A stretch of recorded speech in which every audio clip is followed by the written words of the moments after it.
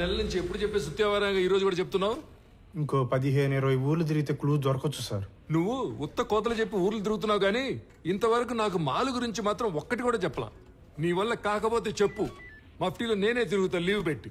లేదు సార్, త్వరలోనే పని పూర్తి చేసి మొత్తం సమాచారం ఇస్తా, నన్ను నమ్మండి సార్. సర్లే, తర్వాత చూద్దాం. నువ్వు సరే సార్. ఏంటో మేజిస్ట్రేట్ గారు ఇటు వచ్చారు, మాతో పనేందో.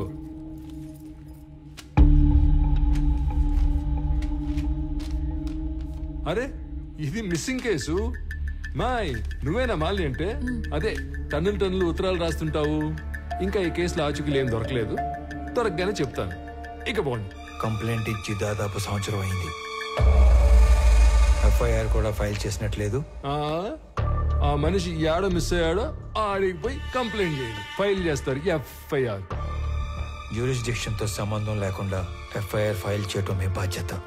సరే, ఎఫ్ఐఆర్ ఫైల్ చేయలేదు. ఇచ్చిన కంప్లైంట్ మీద ఏం ప్రోగ్రెస్ సాధించారు? హలో, ఏందమ్మా సాధించేదా? ఏంది ప్రోగ్రెస్లు, అటెండెన్స్లు? నేను నా పైనకే చెప్పను. ఓ అడగటానికి వచ్చాడు రా పెద్ద. సరే, మేమేం ప్రోగ్రెస్ చేయలేదు అనుకుందాం. అనుకుందాం మాట వరుసకి. ఆ తప్పైనాడు పెళ్ళం, సొంత వాళ్ళు కూడా ఎత్తుకుంటారు కదా, మరి వాళ్ళేం ప్రోగ్రెస్ సాధించారు? పెద్దానికి పెద్దోడు పోలీస్ స్టేషన్ పట్టమే, తలుపులు బార్లు తెరుచున్నాయని. అయినా ఇందులో మీకు అంత ఇంట్రెస్ట్ ఏందో?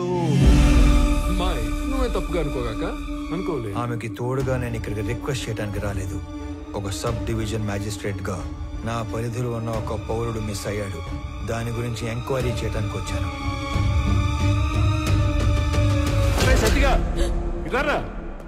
సార్, వాడెవడో సురేంద్ర అంట, ఊరంతా అప్పులు చేసి పారిపోయాడని వేరే ఎవరితోనైనా చీటింగ్ కేసు పెట్టించు. Okay sir. కావాలని కనుమరుగైనట్టు రిపోర్ట్ రాసి వాడు కేసు క్లోజ్ చేయి.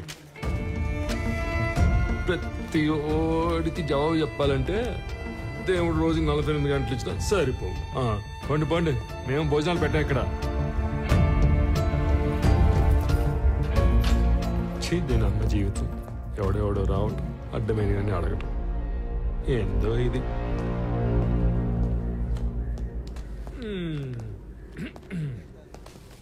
శ్రీకాకుళంలో వీడేసిన ఎక్స్ట్రాలకి సబ్ కలెక్టర్ రేంజ్ నుంచి డిమోట్ చేసి టెంపరీ పోస్టులు వేసాడు. ఏదో పెద్ద హోమ్ మినిస్టర్లా వివరాలు అడుగుతున్నాడు బాబు. అదేదో మనం ఓరకనే కూర్చొని ఆలోచన చెప్పుకుంటున్నట్టు కటింగ్ ఇస్తున్నాడు. ఏంది సార్? మళ్ళీ వచ్చావేంది? ఏదో రాంగ్ కేసు పెట్టి కేసు క్లోజ్ చేద్దాం అనుకుంటున్నావేమో.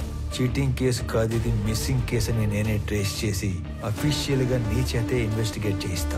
నువ్వు ఈ స్టేషన్ లో ఛార్జ్ తీసుకున్న తర్వాత 2 లాకప్ డెత్లు జరిగాయి. నిన్ను ఎంక్వైరీ పేరుతో 3 పూట్ల నా ఆఫీస్ చుట్టూ తిప్పి 3 ఏళ్ళు ఇంట్లో కూర్చోబెడతాను.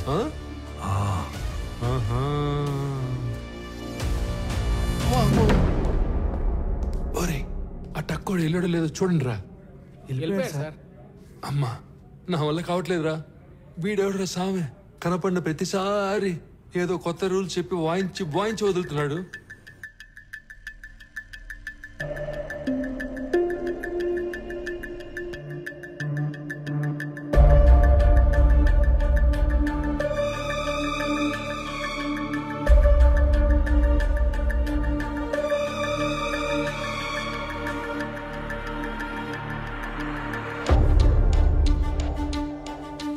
ఇతనే వర్మ.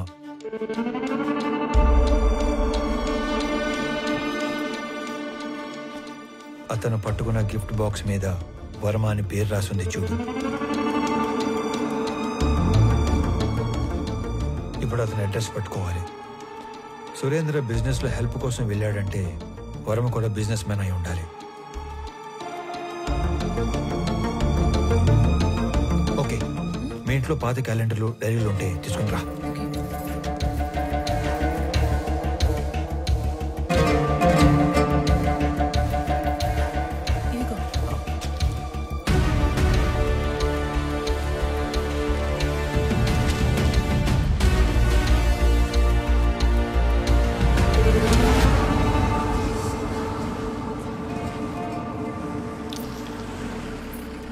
పాపా, వర్మ గారు ఉన్నారమ్మా? మా నాన్న లేడు. మీరు మా నాన్న ఫ్రెండా? ఎవరే నువ్వు? ఇక్కడేం పని? అంటే సురేంద్ర అని మీకు కావాల్సిన వ్యక్తి ఇంట్లో మా వాడిని కలవడానికి వెళుతున్నట్టు చెప్పొచ్చాడు. అప్పటి నుంచి తను కనబడకుండా పోయాడు, అంతేనా? అది కూడా ఏడాది క్రితం అంటున్నావు. నువ్వు ఆస్ట్రేలియా నుంచి శ్రమపడి ఇంత దూరం వచ్చావు. మా వాడు దుబాయ్ వెళ్ళి చాలా కాలమైంది. అయినా మా వాడికి సురేంద్ర అనే పేరుతో ఎవరు ఫ్రెండ్స్ లేరే. ఇదేంటి, మీ అబ్బాయే కదా? ఆ పక్కన ఉన్న పెళ్లి కొడుకు పేరే సురేంద్ర. వీళ్ళ ఫ్రెండ్స్ కాకుండానే అయి ఉండొచ్చు. అయితే ఏంటి? మీరు ఏదో దాస్తున్నారు. అవునయ్యా, దాస్తున్నాను. అది నీకు అర్థమైంది కదా. ఇంక నీకు బయలుదేరచ్చు. బయలుదేరు. ఏం చూస్తున్నారమ్మా? పద లోపలికి పద.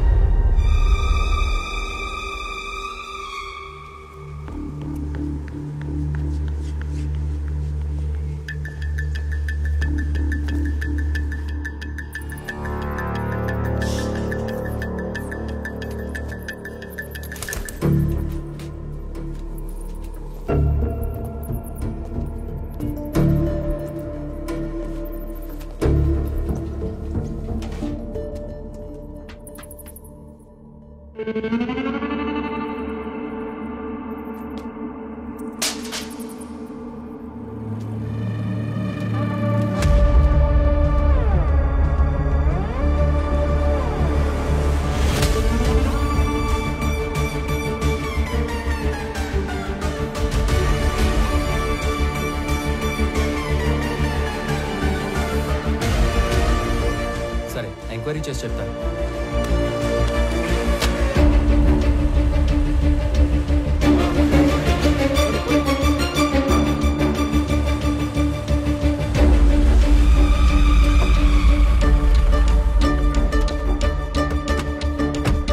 నమస్తే సార్.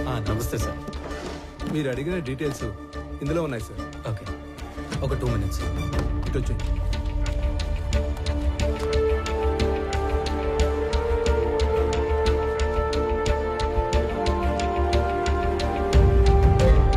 అదేంట్రా, అలవాటు ప్రకారం 2 చేతులతో అన్ని డీటెయిల్స్ రాసుకుంటున్నావు? వీటితో పని ఉంది.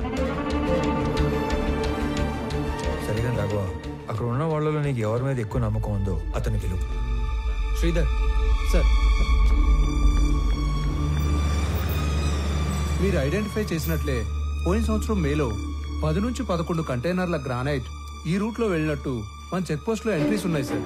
సాధారణంగా గ్రానైట్ పేరుతో మంగళూరుకు వెళ్లే కంటైనర్ల వెనక ఒక చిన్న మర్మం ఉంది సార్.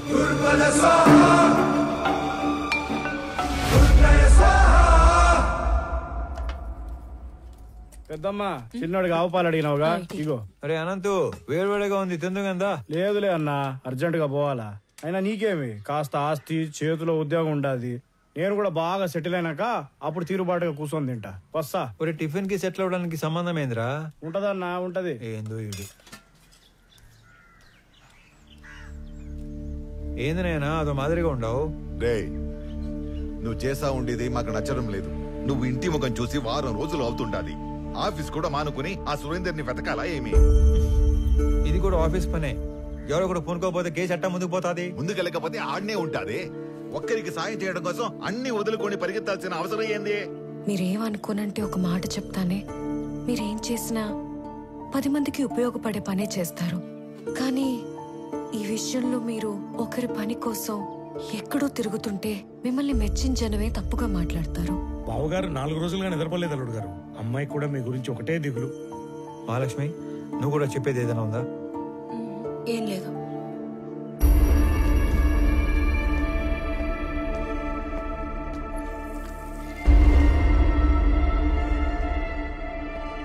మీరు అనుకున్నట్టు నేను కేవలం మాలిని హస్బెండ్ సురేంద్ర ఒక్కడి కోసమే ఇన్ని రోజులు తిరగలేదు. కనపడకుండా పోయింది ఒక్కరు ఇద్దరో కాదు, దాదాపు 20 మంది. సురేంద్ర కోసం వెళ్తే వర్మ, వర్మ కోసం వెళ్తే అతని అసిస్టెంట్ రాజా, రాజా కోసం వెళ్తే వెంకట్. ఇలా నా దగ్గర పెద్ద లిస్టే ఉంది. ఇంట్లో మనిషి వస్తాడో రాడో, అసలు ఉన్నాడో లేడో తెలియక ఎదురు చూసి చూసి కళ్ళు మసకబారిపోయిన తల్లిదండ్రుల్ని చూశాను. ఇల్లు గడవటం కోసం చదువులు మానేసి ఏదో ఒక పని చేసుకుని బతుకుతున్న తమ్ముళ్ళనే చూశాను. పిల్లల పోషణ కోసం అన్నీ చంపుకొని చేయకూడని పని చేస్తున్న ఒక ఆడకూతుర్ని కలిశాను.